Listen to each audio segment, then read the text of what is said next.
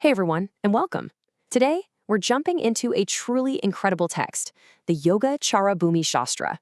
Now, this isn't just some dusty old scroll. It actually contains a stunningly detailed roadmap showing how something as simple as breathing can lead all the way to complete and total enlightenment. So, how does that even work? Let's break it down.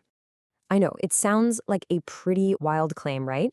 But what this ancient text proposes is that our very own breath, this constant automatic rhythm we barely even notice, is the key. It's like a built-in laboratory where we can directly see how reality itself is put together. So the real question is, how do we turn this everyday act into such a profound journey? So here's our plan. We're going to follow the exact path laid out in the text. First up, we'll get a handle on the core worldview, what you might call a world of causes. Then we'll see exactly how our breath becomes the perfect starting point. From there, we'll explore how observing it reveals these deep truths, follow the advanced path to total liberation, and finally, get a glimpse of the ultimate wisdom this entire practice leads to. All right, so before we dive into the how-to of the practice, we really got to get our heads around the why. You see, this whole system is built on a very specific and pretty radical view of reality. It's a foundational philosophy that honestly changes everything. And this right here is the absolute key, dependent origination. The text is incredibly clear about this. It says that nothing, and I mean nothing, not you, not me, not a thought, not a tree, exists all by itself. Everything is part of this vast, interconnected web of causes and effects, constantly changing, constantly flowing, constantly arising and passing away. Now, this quote, wow, it just completely dismantles our most basic assumption about life.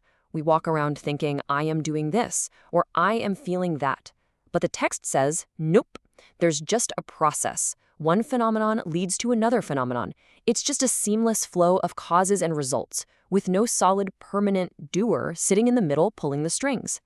Getting this isn't just an idea, it's the foundation for everything that's about to come. Okay, so if reality is this unbelievably complex web of causes and effects, how on earth could you ever hope to see it directly? Well, the text gives us a tool that is so simple, so direct, it's almost shocking. It's your own breath. And this is where the practice called Anapanasati, or mindfulness of breathing, really begins. And look, this is way more than just watch your breath in some vague, hazy way. The Yoga Charabhumi Shastra lays out a highly structured, super systematic training program. Think of it like a curriculum with 5 distinct levels that guide you all the way from a totally scattered mind to the deepest possible insight. You can really see the genius of the progression here. It starts so simple, right? Just counting your breaths, 1, 2, 3, to give that restless mind something to hold on to. But from that simple stability, the investigation gets deeper and deeper. You start to see how the self is just a collection of parts. Then you see the causal chain of dependent origination playing out in real time, which leads you to grasp the fundamental truths of existence. And only then do you move on to the really advanced stuff. Okay, so this is where things get really interesting. This is the point where the practice stops being just a concentration exercise and transforms into this incredibly powerful insight tool. You're using that focused mind you've developed to see things exactly as they are. So by patiently watching the breath and the body, you start to have this direct realization that what you've always called me isn't one solid thing at all. It's just a flickering process of these 5 aggregates or bundles of experience. From there, you start investigating that causal chain we talked about, seeing dependent origination not as some dry philosophy, but as your own lived reality, moment to moment. And that direct seeing leads you right to the heart of the Four Noble Truths. So the text lays out this really cool mental exercise.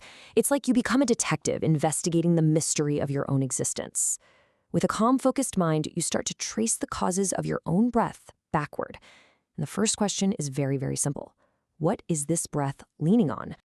And the first clue is pretty obvious, right? The breath isn't just floating out there in space.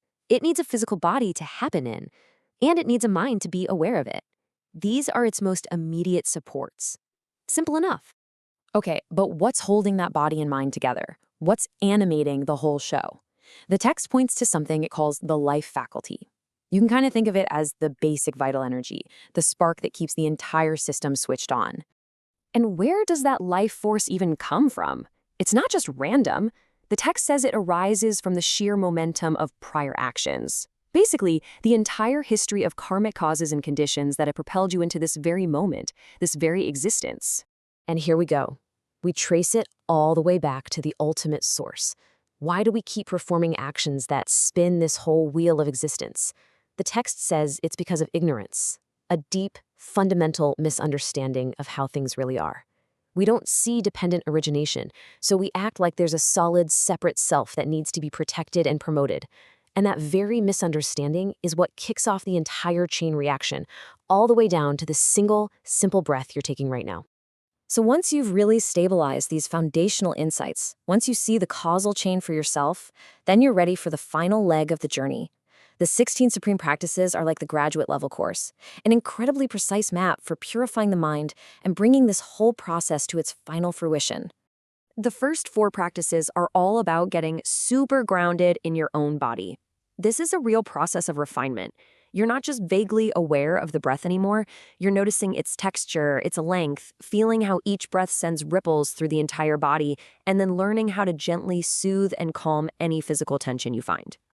Next, your focus shifts inward to the world of feelings. You learn to recognize and experience the subtle states that naturally arise in deep concentration, like that initial energizing thrill of joy, and the more stable, warm feeling of pleasure. Then, you learn to observe and calm all mental feelings, just like you did with the body. And now, the spotlight of awareness turns directly onto the mind itself. You learn how to simply experience the mind's current state without getting caught in it. You learn how to actively cheer it up, to gladden it when it's down, how to gather and steady it into powerful concentration, and ultimately, how to free it from even its most subtle attachments. And finally, with the mind that's been made incredibly clear, stable, and bright, you turn it toward the ultimate nature of reality.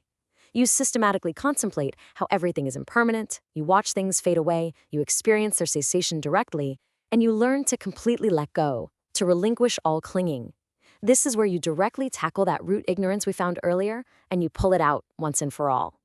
So, after all of this, after this incredible, systematic journey from just counting breaths, to taking apart the self, to purifying the mind with these 16 advanced techniques, what's the end result? Where does this path ultimately lead?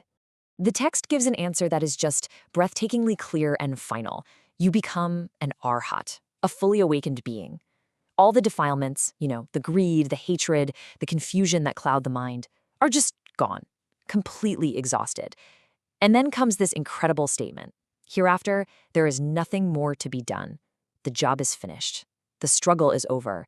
The cycle of suffering has come to an end. And that brings us right back to where we started, with our own breath, this simple, constant companion. The Yogacara Bhumi Shastra shows us that it's so much more than just air moving in and out of our lungs. It's the doorway. It's the key to understanding everything. So I'll leave you with a question. The next time you happen to notice your breath, that simple inhale or exhale, what will you see?